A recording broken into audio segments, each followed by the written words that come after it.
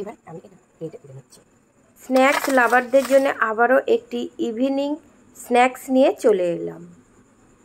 সবার প্রথমে এখানে আমি 2 বাটি ময়দা নিয়েছি, আর এর মধ্যে আমি দিয়ে দিলাম স্বাদ মতো নুন, আর দিলাম 1 চা চামচ চিনি। চিনিটা অবশ্যই দেবেন, তাহলে টেস্টটা খুব ভালো আসবে। আর ময়মের জন্য 4 চা চামচ সাদা তেল দিয়ে দিলাম। খুব ভালো করে ময়মটাকে হাত দিয়ে মাখিয়ে নিতে হবে। মাখানোর পরে এরকম মুঠো করলে শক্ত হয়ে যাবে, আর হাত দিয়ে চাপ দিলেই ঝুড়ো ঝুড়ো হয়ে যাবে, তখন বুঝতে পারবে ময়মটা কিন্তু খুব সুন্দরভাবে মাখা হয়েছে। এবারে অল্প অল্প পরিমাণে জল দিয়ে একটা সফট ডো বানিয়ে নিতে হবে। ঠিক এরকমই হাত দিয়ে খুব ভালো করে ঠেসে আমি একটা সফট ডো বানিয়ে নিয়েছি। এবারে এটাকে নিচে রেখে খুব ভালো করে ঠেসে নিলাম। ঠেসে নেওয়ার পরে এখান থেকে আমি এই লেচিগুলোকে কেটে নিচ্ছি। তোমরা লেচিগুলোকে অবশ্যই কেটে আর এই রকম হাত দিয়ে গোল করে নিয়েছি। তারপরে এখানে আমি 2 টেবিল চামচ ঘিকে গলিয়ে নিয়েছি। তারপরে এই ঘিয়ের মধ্যে আমি দিয়ে দিচ্ছি 2 থেকে 3 চা চামচ কর্নফ্লাওয়ার। তোমরা অবশ্যই এখানে কর্নফ্লাওয়ার দেবে। দিয়ে এটাকে ঘিয়ের সাথে খুব ভালো করে মিশিয়ে নিতে হবে। বাড়িতে যদি কর্নফ্লাওয়ার না থাকে, এটা কিন্তু কর্নফ্লাওয়ার ছাড়া কিন্তু হবে না। আবারও আমি বললাম, এইভাবে খুব সুন্দরভাবে এটাকে মাখিয়ে নিতে হবে। এবারে এটাকে আমি রেখে দিই। চলো পরের স্টেপটা আমি দেখিয়ে দিচ্ছি।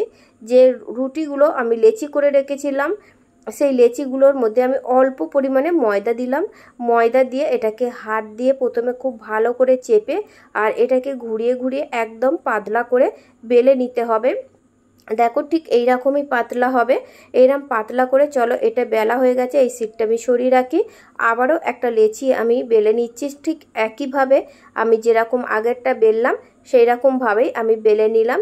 এবারে একটা রুটির মধ্যে আমি দিয়ে দিচ্ছি যে ঘি আর কর্নফ্লাওয়ারটা মিশ্রণটা আমি এর মধ্যে খুব ভালো করে মাখিয়ে নিচ্ছি হাত দিয়ে টেনে টেনে। তারপরে এর ওপরে অল্প পরিমাণে কর্নফ্লাওয়ার দিলাম, দিয়ে আবারও হাত দিয়ে চেপে দিলাম। যে আর একটা রুটি তৈরি করেছিলাম সেই রুটিটা আমি এর ওপরে আবার চাপিয়ে দিলাম।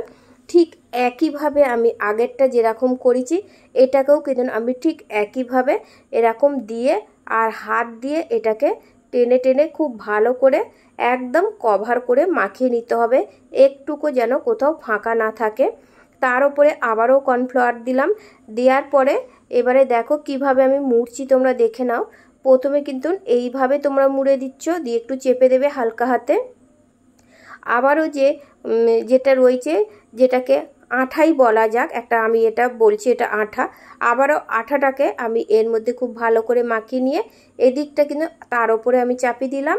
আবারও সেম একইভাবে আমি কর্নফ্লাওয়ারের মিশ্রণটা এর মধ্যে মাখিয়ে নিচ্ছি। ঠিক এরকমভাবে খুব ভালো করে একদম মাখিয়ে নিতে হবে, কোথাও যেন একটু বাদ না যায়। আবারও দেখো ঠিক এইভাবে উল্টে দিচ্ছি। বাকি এই দিকে যে কর্নফ্লাওয়ারের মিশ্রণের মাখানোটা আমি এর উপরে চেপে দিলাম, দিয়ে হাত দিয়ে খুব ভালো করে চেপে দেবে, তা নাহলে ভাজার সময় কিন্তু খুলে যেতে পারে। হাত দিয়ে চেপে অল্প পরিমাণে এর উপরে কর্নফ্লাওয়ার দিয়ে দুদিকে খুব ভালো করে মাখিয়ে দেওয়ার পরে আমি এটাকে আবারও লম্বা করে বেলে নেব। তোমরা লম্বা করে বা গোল করেও বেলে নিতে পারো। দেখো এটাকে কিন্তু চেপে চেপে খুব ভালো করে বেলে নিতে হবে।